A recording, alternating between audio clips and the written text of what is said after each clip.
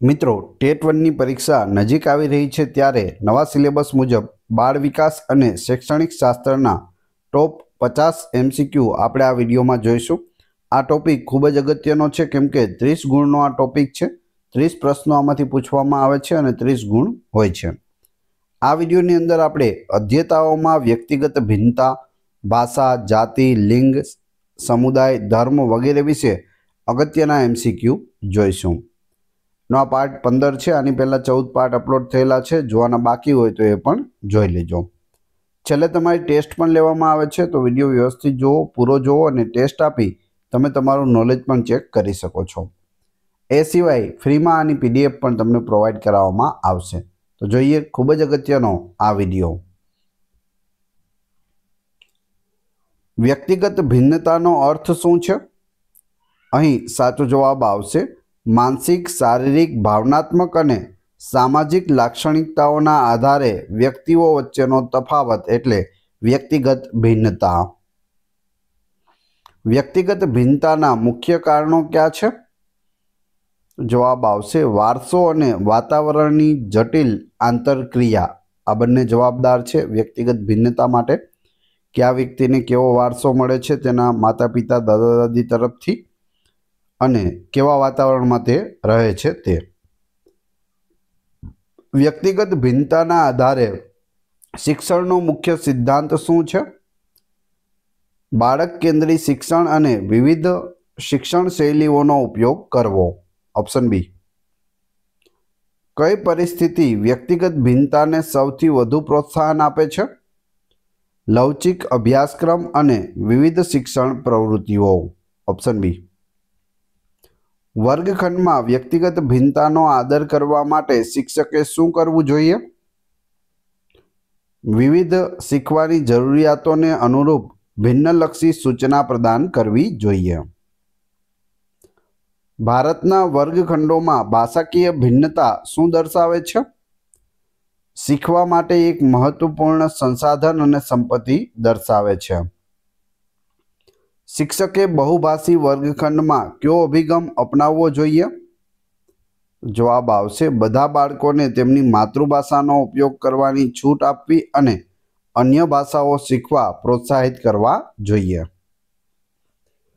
ભાષાકીય ભિન્નતાના કારણે બાળકના જ્ઞાનાત્મક વિકાસ પર શું અસર થાય છે? જવાબ આવશે બહુભાષી બાળકોમાં વધુ સારી સમસ્યા નિરાકરણ અને જ્ઞાનાત્મક લવચિકતા જોવા મળે છે। જો કોઈ બાળક શાળાની સત્તાવાર ભાષા દાખલા તરીકે હિન્દી કે ગુજરાતીમાં નબળું હોય પણ તેની માતૃભાષામાં હોશિયાર હોય તો શિક્ષકે શું કરવું? તેની માતૃભાષાને અધ્યાપન પ્રક્રિયામાં પુલ તરીકે ઉપયોગ કરવો જોઈએ। શિક્ષણમાં ભાષાના સંદર્ભમાં સમાવેશીકરણનો અર્થ શું છે? સમાવેશીકરણનો અર્થ બાળકની ભાષાકીય પૃષ્ઠભૂમિને માન આપીને અને તેને શિક્ષણ પ્રક્રિયાનો ભાગ બનાવીને સમાવેશ કરવો જોઈએ। જાતિગત ભિન્નતા એટલે શું? સમાજ દ્વારા છોકરાઓ અને છોકરીઓ માટે નિર્ધારિત અલગ વર્તણૂકો અને ભૂમિકાઓને જાતિગત ભિન્નતા કહે છે। શિક્ષકે વર્ગખંડમાં જાતિગત પૂર્વગ્રહો કેવી રીતે દૂર કરવા જોઈએ? જાતિ સમાન પ્રવૃત્તિઓ કરાવી અને છોકરા છોકરી બંનેને દરેક વિષયમાં સમાન તક આપવી જોઈએ। લિંગ સમાનતાને પ્રોત્સાહન આપવા માટે કયો અભિગમ જરૂરી છે? તો અહીં જવાબ આવશે જાતિગત ભૂમિકાઓમાં લવચિકતા એટલે કે ફ્લેક્સિબિલિટી ને પ્રોત્સાહિત કરવી જોઈએ। જ્યાં પણ લવચિકતા આવે છે તો તેનો મતલબ ફ્લેક્સિબિલિટી થાય છે, એ યાદ રાખજો।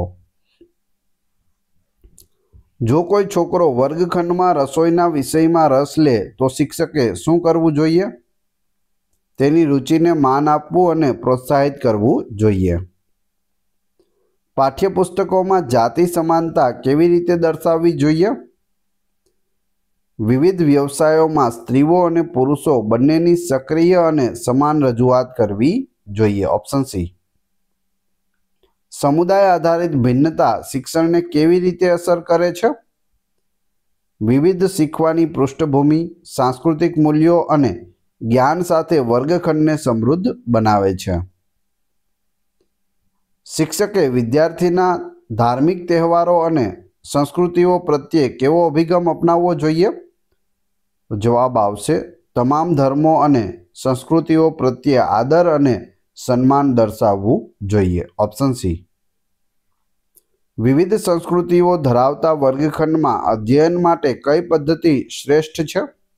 તો તે પદ્ધતિ છે વિદ્યાર્થીઓના સાંસ્કૃતિક સંદર્ભો અને અનુભવોને શિક્ષણમાં સામેલ કરવા. સાંસ્કૃતિક મૂડીનો અર્થ શું છે? સાંસ્કૃતિક મૂડી જવાબ આવશે બાળક પોતાના સમુદાય અને પરિવારમાંથી જે જ્ઞાન, કૌશલ્ય અને મૂલ્યો શીખે છે તેને સાંસ્કૃતિક મૂડી કહે છે. અસમાનતાને દૂર કરવા માટે શિક્ષકે શું કરવું જોઈએ? દરેક વિદ્યાર્થીને સમાન પરિણામો હાંસલ કરવામાં મદદ કરવા માટે અલગ અલગ સંસાધનો અને ટેકો પૂરો પાડવો જોઈએ. વર્ગખંડમાં વ્યક્તિગત ભિન્નતાનું મૂલ્યાંકન કેવી રીતે થવું જોઈએ? બાળકની વિવિધ ક્ષમતાઓને માપવા માટે વિવિધ પ્રકારના મૂલ્યાંકન સાધનોનો ઉપયોગ કરવો જોઈએ. ભિન્નલક્ષી સૂચનાઓનો મુખ્ય હેતુ શું છે?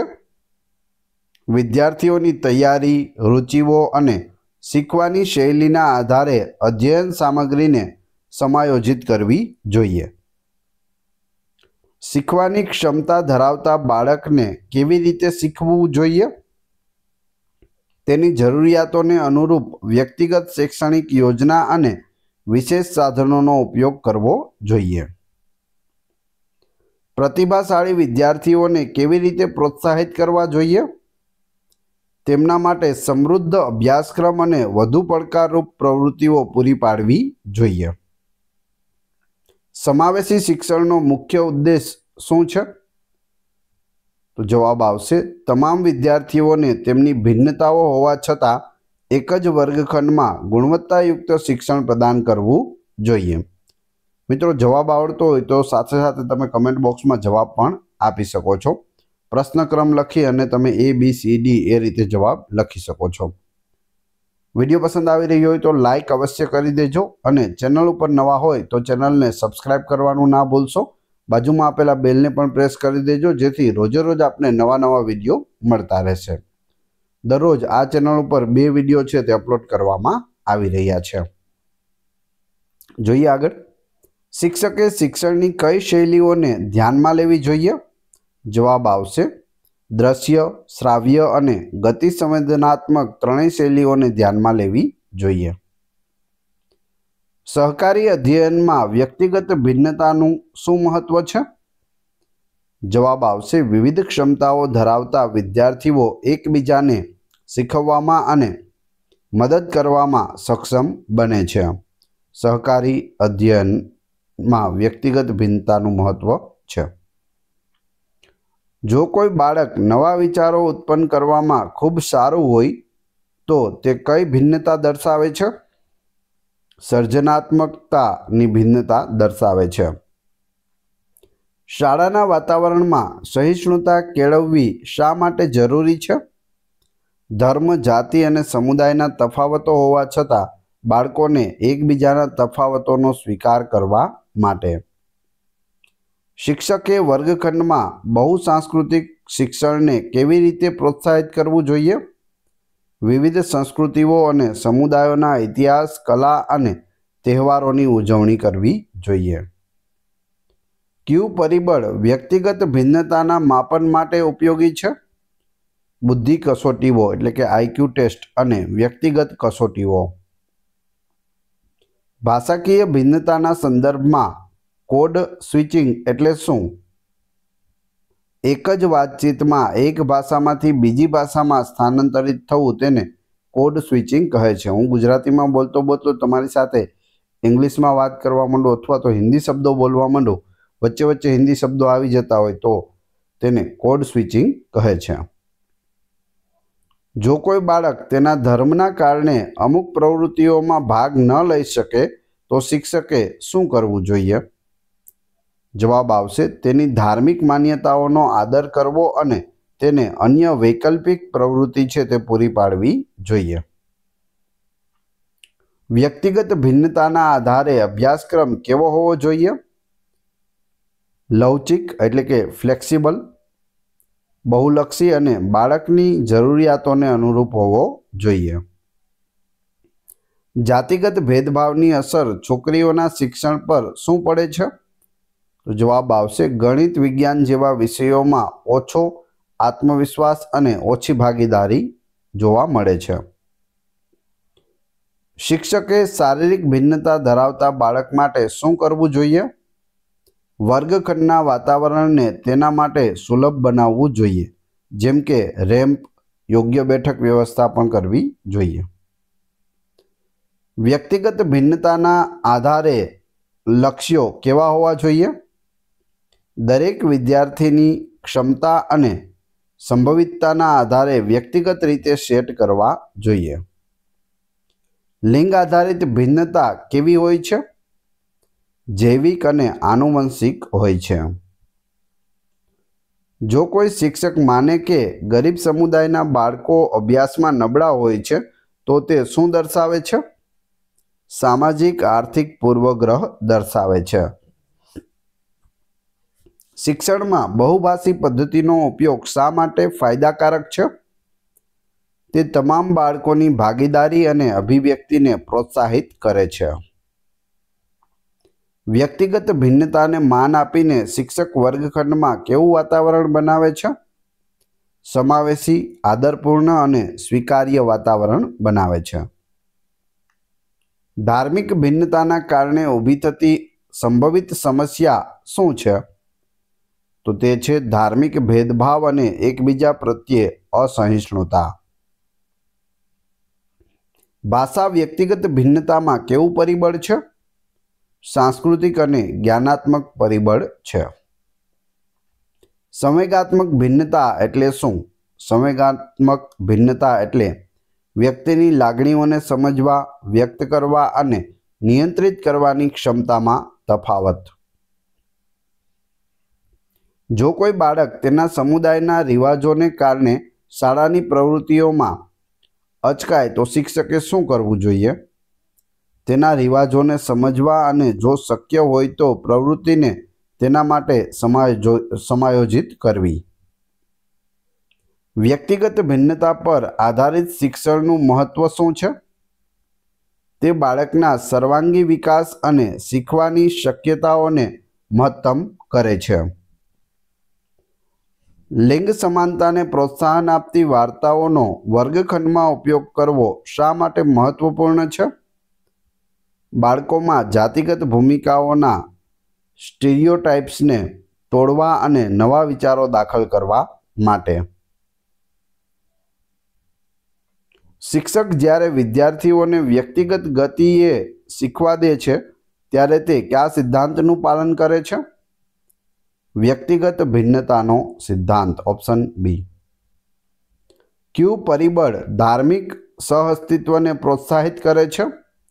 તો તે છે બધા ધર્મોના મૂલ્યો અને સમાનતાઓ પર ધ્યાન કેન્દ્રિત કરવું.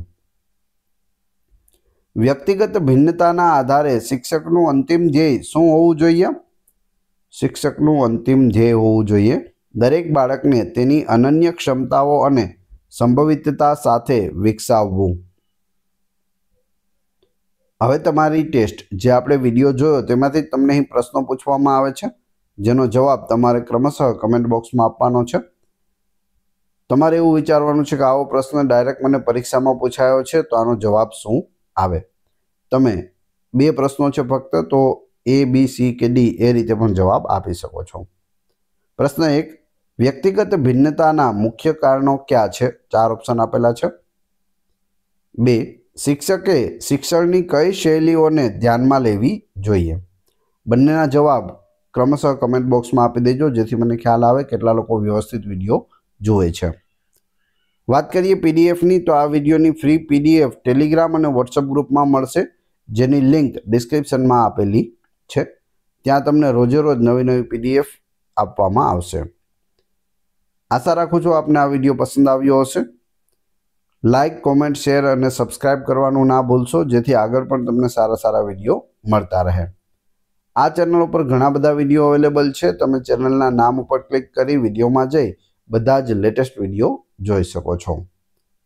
જય હિન્દ, જય ભારત.